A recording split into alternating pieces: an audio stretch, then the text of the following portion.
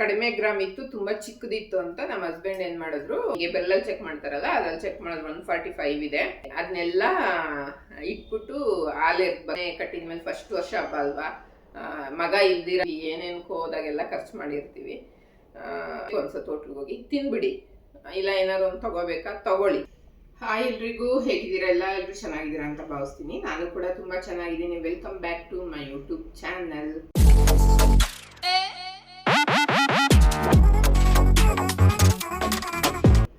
So ಇವತ್ತಿನ video ಏನು ಅಂದ್ರೆ, ನೀವು ತಮ್ಮೇಲೆ ನೋಡೇ ತಿಳ್ಕೊಂಡಿರ್ತೀರಾ, ಈಗ ಆಟ ಶುರು.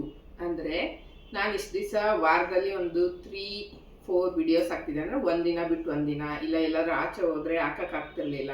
ಯಾಕಂದ್ರೆ ವೈಫೈ ಇದ್ರೆ ಬೇಗ ಹಾಕ್ಬೋದು, ಅಪ್ಲೋಡ್ ಆಗುತ್ತೆ ಬೇಗ. ವೈಫೈ ಇದ್ರೆ ಬೇಗ ಅಪ್ಲೋಡ್ ಆಗುತ್ತೆ.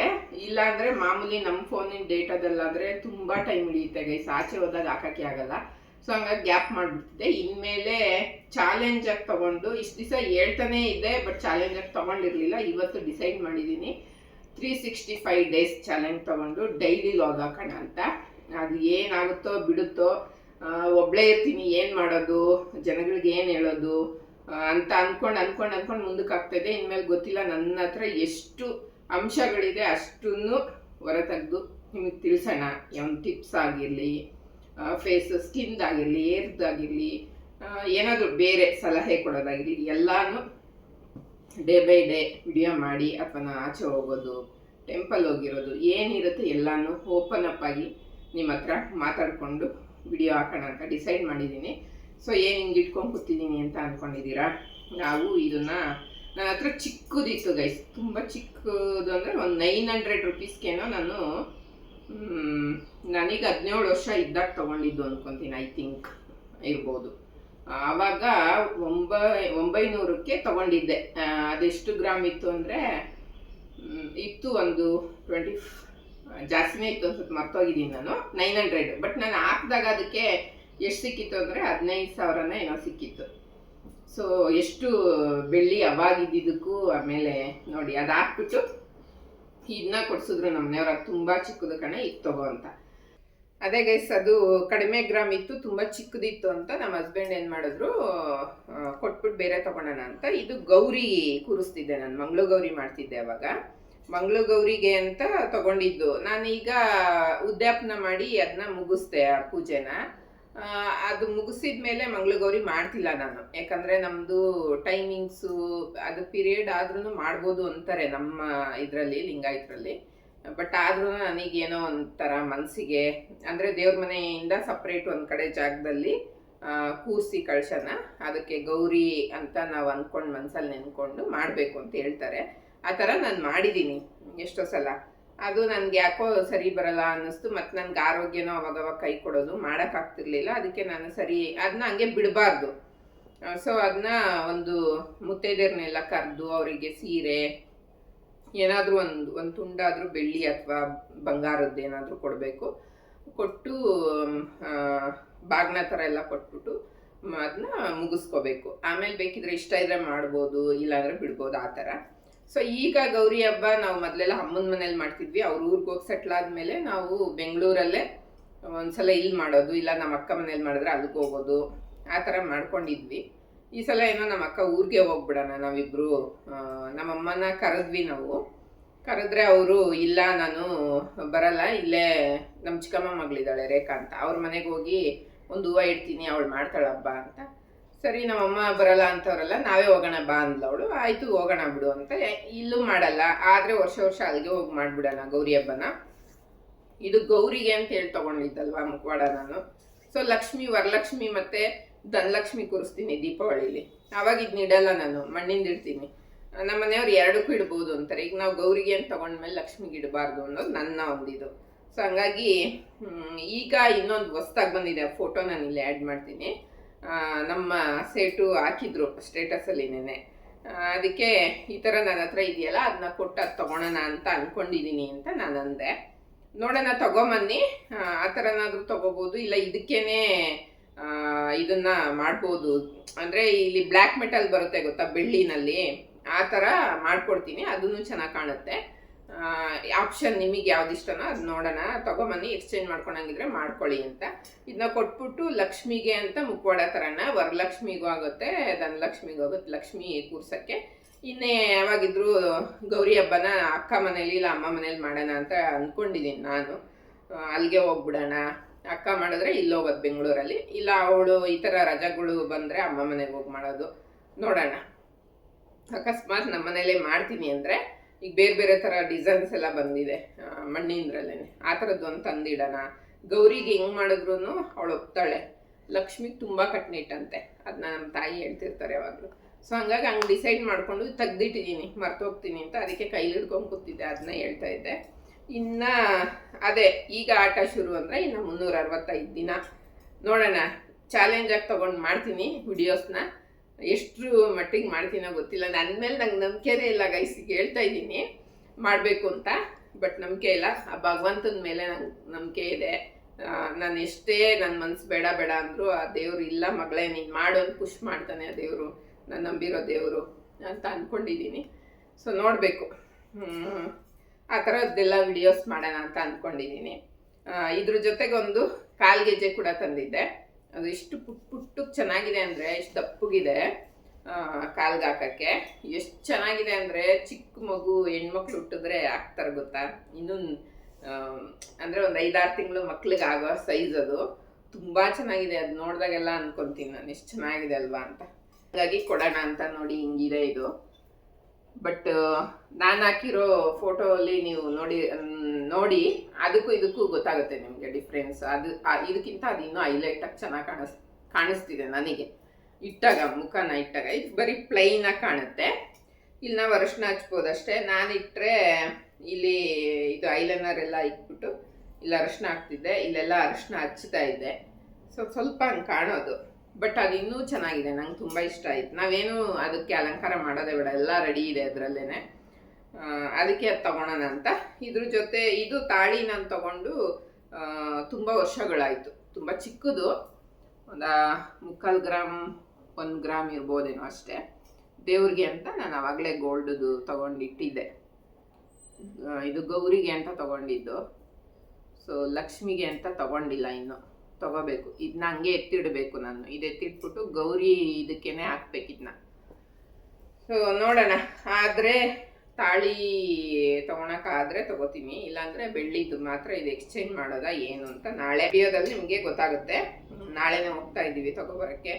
ನಾಳೆ ಆಗಸ್ಟ್ 15th ನನ್ನ ಮಗಳು ಇದು ಸ್ಕೂಲಲ್ಲಿ ಫಂಕ್ಷನ್ ಇದೆ. ಅವಳು ಮುಗಿಸ್ಕೊಂಡು ಬಂದಮೇಲೆ ಹಂಗೆ ನಮ್ಮ ಹಸ್ಬೆಂಡ್ಗೆ ಶುಗರ್ ಟೆಸ್ಟ್ ಮಾಡಿಸ್ಬೇಕು ಗೈಸ್. ಏನಕ್ಕೆ ಅಂದರೆ 145 ಇದೆ. ಮೊನ್ನೆ ಹಿಂಗೆ ಬೆಲ್ಲಲ್ಲಿ ಚೆಕ್ ಮಾಡ್ತಾರಲ್ಲ, ಅದ್ರಲ್ಲಿ ಚೆಕ್ ಮಾಡಿದ್ರೆ 145 ಇದೆ. ಆದ್ರೂ ಅವರು ಬಿಫೋರ್ ಆಫ್ಟರ್ದು ಮಾಡಿ ತಿಂಡಿಗೆ ಮುಂಚೆದು ಆಮೇಲೆದು ಮಾಡಿದ್ರೆ ಅದರಲ್ಲಿ ಎಷ್ಟು ಶುಗರ್ ಲೆವೆಲ್ ಇದೆ ನೋಡ್ಕೊಂಡು ನಾವು ಟ್ರೀಟ್ಮೆಂಟ್ ಕೊಡ್ತೀವಿ ಅಂತ. ಯಾಕಂದರೆ ಅವ್ರಿಗೆ ಇಲ್ಲಿ ಶೇವ್ ಮಾಡ್ಕೊಂಡ್ಮೇಲೆ ಅವ್ರು ಏನು ಮಾಡಿದ್ದಾರೆ, ರೋಲಾನ್ ಹಚ್ಚಿದ್ದಾರೆ. ಅದು ಕೆಮಿಕಲ್ ಅಲ್ವಾ, ಏನೇ ಆದರೂ ಕೆಮಿಕಲ್ ಯೂಸ್ ಮಾಡಿದಿರೋ ಅವ್ರು ಮಾಡಲ್ಲ. ಅದನ್ನ ಡೈರೆಕ್ಟ್ ಅವ್ರು ಮಾಡಿದ ದಿನನೇ ಹಚ್ಕೊಬಿಟ್ಟಿದ್ದಾರೆ. ಅದೇನಾಗುತ್ತೆ, ಆ ಕೆಮಿಕಲ್ ಏನಾದರೂ ಓಪನ್ ಇರುತ್ತಲ್ಲ ಫೋರ್ಸು, ಅದ್ರೊಳಗಡೆ ಹೋಗ್ಬಿಟ್ರೆ ಒಂದೊಂದ್ಸಲ ಇನ್ಫೆಕ್ಷನ್ ಥರ ಆಗಿ ಕ್ಯೂ ಥರ ಆಗುತ್ತೆ. ಆ ಕ್ಯೂ ಥರ ಆಗಿತ್ತು, ಕ್ಯೂ ಆಚೆ ಬಂದಿದ್ರು ಅದು ಊತ ಕಮ್ಮಿ ಆಗಿಲ್ಲ. ಅದಕ್ಕೆ ಅವರು ಏನಾದರೂ ಅದನ್ನ ಕಟ್ ಮಾಡಿ ತೆಗಿಬೇಕಾ ಏನೂ ಗೊತ್ತಾಗ್ತಿಲ್ಲ. ಹಂಗೇನಾದ್ರು ಹೇಳಿದ್ರೆ ಬೇರೆ ಹಾಸ್ಪಿಟ್ಲ್ ಕರ್ಕೊಂಡು ಹೋಗ್ತೀನಿ, ಅಲ್ಲಂತೂ ತೋರಿಸಲ್ಲ ನಾನು. ಸಜೆಷನ್ ಅಷ್ಟೇ. ನಾಳೆ ಬೆಳಿಗ್ಗೆ ಅದೊಂದು ಕೆಲಸ ಮುಗಿಸ್ಬಿಡ್ಬೇಕು. ಇವತ್ತು 4 ದಿವಸದಿಂದನೂ ಅವರು ತುಂಬ ಬ್ಯುಸಿ ಇದ್ದರು, ಆಗ್ತಾ ಇಲ್ಲ ಅವ್ರಿಗೆ ಹಾಸ್ಪಿಟ್ಲಿಗೆ ಹೋಗಿ ಅದನ್ನು ತೋರಿಸ್ಕೊಬರೋಕ್ಕೆ. ನಾಳೆ ಹೆಂಗಿದ್ರು ರಜಾ, ನಾಳೆ ನಾಡಿದ್ದು. ನಾಳೆ ಅದನ್ನು ಕಂಪ್ಲೀಟಾಗಿ ಅವ್ರದ್ದು ಹೆಲ್ತ್ದು ನೋಡಿಕೊಂಡು ಕ್ಲಿಯರ್ ಮಾಡಿಬಿಡ್ಬೇಕು ಅಂತ ಡಿಸೈಡ್ ಮಾಡಿದ್ದೀನಿ. ಸೊ ಹಂಗಾಗಿ ನಾಳೆ ಅದಿರುತ್ತೆ. ಅಲ್ಲಿಂದ ನಮ್ಮ ಅಕ್ಕ ಮನೆಗೆ ಹೋಗಿ, ಅಕ್ಕ ಮನೆ ಹತ್ರನೇ ಜ್ಯುವೆಲ್ಲರಿ ಶಾಪ್ ಇರೋದು, ನಮ್ಮ ಪರಿಚಯದವರು. ಅಲ್ಲಿ ಹೋದರೆ ಅಲ್ಲಿ ಹೋಗ್ತೀನಿ.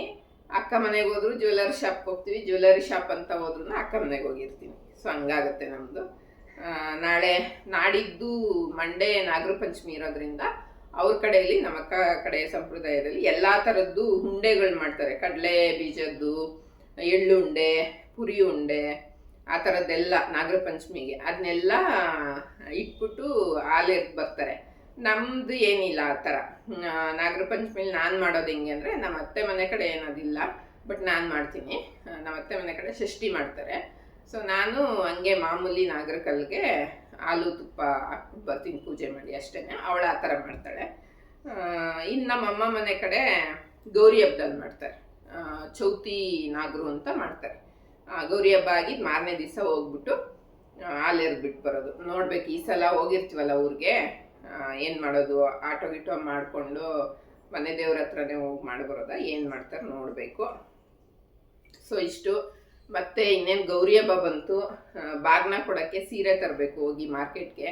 ನಾನು ಅನ್ಕೊತಾ ಇದ್ದೀನಿ, ನಮ್ಮ ಅತ್ತೆ ವರಮಹಾಲಕ್ಷ್ಮಿ ಹಬ್ಬಕ್ಕೆ ಹೊಸ ಮನೆ ಕಟ್ಟಿದ್ವಲ್ಲ ಮೈಸೂರಲ್ಲಿ, ಫಸ್ಟ್ ವರ್ಷ ಹಬ್ಬ ಮಾಡಬೇಕಿತ್ತು. ನಮ್ಮ ಹಸ್ಬೆಂಡ್ ಅವ್ರ ದೊಡ್ಡಮ್ಮ ತೀರ್ಕೊಂಡ್ರು ಅಂತ 1 ವರ್ಷ ಏನು ಮಾಡಲ್ಲ ಅವರು ಮನೇಲಿ, ಹಬ್ಬಗಳು ಮಾಡಲ್ಲ. ಸೊ ಹಂಗಾಗಿ ಹಬ್ಬ ಮಾಡಿರಲಿಲ್ಲ. ಈ ವರ್ಷನೇ ಫಸ್ಟು ಹಬ್ಬ ಹೊಸ ಮನೆಗೆ. ಅಂದರೆ ಇಬ್ರು ಹಬ್ಬಕ್ಕೆ ಇಲ್ಲೇ ಮಾಡೋಣ ಅಂತ ಹೇಳಿದ್ದಾರೆ. ಬಟ್ ನಂದು ಅದೇ ಡೇಟ್ಗೆ ಟೈಮ್ ಇದೆ. ಅಂದರೆ ನಾನು ಒಂದು 4 ಡೇಸ್ ಮುಂಚೆ ಹಾಕ್ತೀನಿ, 4-5 ಡೇಸು. ನಂದು 23-24 ನಾನು ಹಬ್ಬದ ಟೈಮಿಗೆ ಆಗ್ಬಿಡ್ತೀನಿ. ಆದ್ರೂ 2-3 ಡೇಸ್ ಆ ಥರನೇ ಇರುತ್ತೆ, ಹೋಗೋಕ್ಕಾಗಲ್ಲ. ಗೊತ್ತಿಲ್ಲ ಏನಾಗುತ್ತೆ. ನಮ್ಮ ಅತ್ತೆ 20ನೇ ತಾರೀಕು ಸಾಯಂಕಾಲವರೆಗೂ ನೋಡು, ಹೆಂಗೂ ಸಂಜೆ ಬರೋದು ನೀವು, ಕಲ್ಲುಪ್ಪಲ್ಲಿ ಕಾಯಿನ ಹಾಕ್ಬಿಟ್ಟು ಬಾ, ಆಗಲ್ಲ ಅಂತ ಹೇಳ್ತವ್ರೆ. ಅದೊಂದು ಮಿತ್ತು. ನೋಡಬೇಕು, ಆಗಿಲ್ಲ, ಅಲ್ಲಿವರೆಗೂ ಆಗಿಲ್ಲ ಅಂದರೆ ಹೋಗ್ಬಿಟ್ಟು ಬರ್ತೀವಿ. ನಾನು ಅಂದ್ಕೊಂಡಿದ್ದೆ, ನಮ್ಮ ಹಸ್ಬೆಂಡ್ಗೂ ಆಸೆ ಇತ್ತು ಅಲ್ಲೇ ಹೋಗಿ ಮಾಡೋಣ, ಮಾರ್ಕೆಟಿಂದ ಎಲ್ಲ ಹೂವು ತಂದ್ಬಿಟ್ಟು ಹಾಲಲ್ಲಿ ಕೂರ್ಸೋಣ ಆ ಥರ ಎಲ್ಲ ಹೇಳಿದರು. ಬಟ್ ನಂದು ಹಿಂಗಾಯಿತು. ನಾನು ಅಕಸ್ಮಾತ್ ನಾನು ಹೋಗೋಕ್ಕಾಗಿಲ್ಲ, ನಮ್ಮ ಹಸ್ಬೆಂಡ್ನ ಕಳಿಸ್ತಾ ಇದ್ದೀನಿ. ಯಾಕಂದರೆ ನಾನು ಮನೇಲೂ ಮಾಡಲ್ಲ. ವರ್ಷದ್ದು ಇದು ಮನೆ ಕಟ್ಟಿದ್ದು, ಹೊಸ ಮನೆ ಕಟ್ಟಿದ್ಮೇಲೆ ಫಸ್ಟ್ ವರ್ಷ ಹಬ್ಬ ಅಲ್ವಾ, ಮಗ ಇದ್ರೆ ಚೆನ್ನಾಗಿರಲ್ಲ. ನೀವು ಹೋಗ್ರಿ, ಅವರಿಬ್ಬರೇ ಇರ್ತಾರೆ. ಮಗಳು ಇದ್ದಾಳೆ ಮೈಸೂರಲ್ಲಿ. ಸೊ ಆದ್ರೂ ಮಗ ಹೋದರೆ ಖುಷಿ ಅಲ್ವಾ ಅವ್ರಿಗೂ. ಹೋಗ್ಬಿಟ್ಟು ಬಾ ಅಂತ ಹೇಳಿದ್ದೀನಿ. ಏನು ಮಾಡ್ತಾರೋ ಗೊತ್ತಿಲ್ಲ. ನಾನಿಲ್ಲ ಅಂದರೆ ಅವರು ಜಾಸ್ತಿ ಹೋಗೋಕೆ ಇಷ್ಟಪಡಲ್ಲ. ಮೊದಲು ಒಬ್ಬೊಬ್ಬರೇ ಹೋಗೋರು ಗೈಸ್, ಒಬ್ಬೊಬ್ಬರೇ 2-2 ದಿನ 3-3 ದಿನ ಹೋಗ್ಬಿಡೋರು, ಕೈಗೆ ಸಿಗ್ತಿರ್ಲಿಲ್ಲ. ಈಗ ಅದೇನೋ ಈಗೊಂದು ಸ್ವಲ್ಪ ವರ್ಷಗಳಿಂದ ಬದಲಾಗಿದ್ದಾರೆ ತುಂಬ. ನಾನು ಇಲ್ದಿರ ಅವ್ರು ಎಲ್ಲೂ ಹೋಗಲ್ಲ. ಸೊ ಹಂಗಾಗಿ ಹಬ್ಬದ್ದು ಆ ಥರ ಆಗಿದೆ. ಅದಾದಮೇಲೆ ನಾವು ಬಾಗ್ನಕ್ಕೆ ನಮ್ಮ ನಾದಿನಿಗೆ ಸೀರೆ ಕೊಡಬೇಕು, ನಮ್ಮ ಅಕ್ಕಂದಿರಿಗೆ ಕೊಡಬೇಕು, ಅದಕ್ಕೆಲ್ಲ ಸ್ಯಾರಿ ತರಬೇಕು ಹೋಗಿ ಗೌರಿ ಹಬ್ಬಕ್ಕೆ. ಏನು ಮಾಡೋದು ನೋಡಬೇಕು. ನಮ್ಮ ಹಸ್ಬೆಂಡ್ ಇನ್ನೂ ಇದೆ ಬಿಡು, ಇನ್ನೂ 15 ದಿನ 20 ದಿನ ಇದೆ, ಈಗಲೇ ಸ್ಟಾರ್ಟ್ ಮಾಡಿದ್ಯಾ ಸೀರೆ ಅಂತ ಅಂತಿದ್ರು.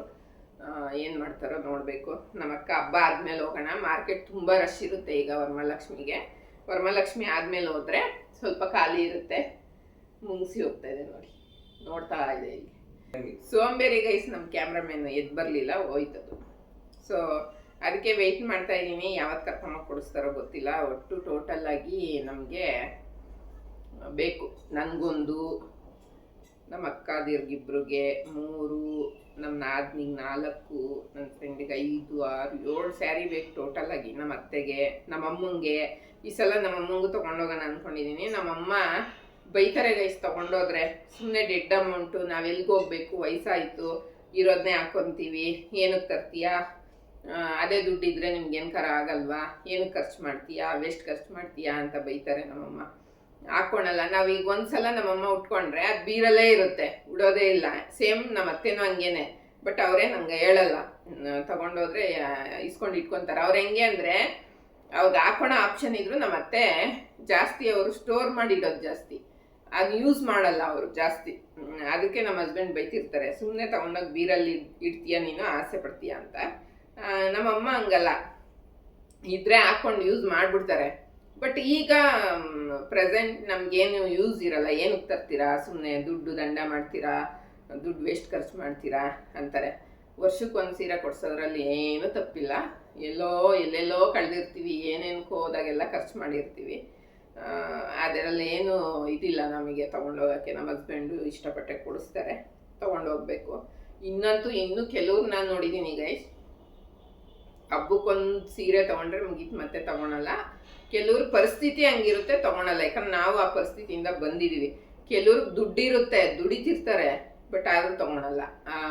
ಎಲ್ಲ ಕುಡಿಡೋದು, ಒಂದು ತಿನ್ನೋದು ಇಲ್ಲ, ಒಂದು ಕಡೆ ಓಡಾಡಲ್ಲ, ಎಲ್ಲ ಸೇವ್ ಮಾಡಿ ಇಟ್ಟು ಕೊನೆಗೆ ಅವರು ಈಗ ಪುನೀತ್ ರಾಜ್ಕುಮಾರ್ ಸತ್ತಾಗಿಂದ ನನಗನ್ಸೋದು, ಸೇವ್ ಮಾಡಬೇಕು. ನಾಳೆ ಏನಾಗುತ್ತೆ, ನಾವು ಬದುಕಿರ್ತೀವೋ ಸಾಯ್ತೀವೋ ಯಾರಿಗೂ ಗೊತ್ತಿರಲ್ಲ. ಸೇವ್ ಮಾಡ್ಕೋಬೇಕು ನಮ್ಗೆ ಎಷ್ಟು ಅದೇ ರೀತಿ ನಮ್ಮ ಸಂತೋಷಕ್ಕೆ ನಾವು ಖರ್ಚು ಮಾಡಲೇಬೇಕು. ಈಗ ಏನಾದರೂ ತಿನ್ನಬೇಕು ಅನ್ಸುತ್ತೆ, ಹೋಟ್ಲಿಗೆ ಹೋಗಿ ತಿನ್ಬಿಡಿ, ಇಲ್ಲ ಏನಾದ್ರು ಒಂದು ತೊಗೋಬೇಕಾ ತೊಗೊಳ್ಳಿ.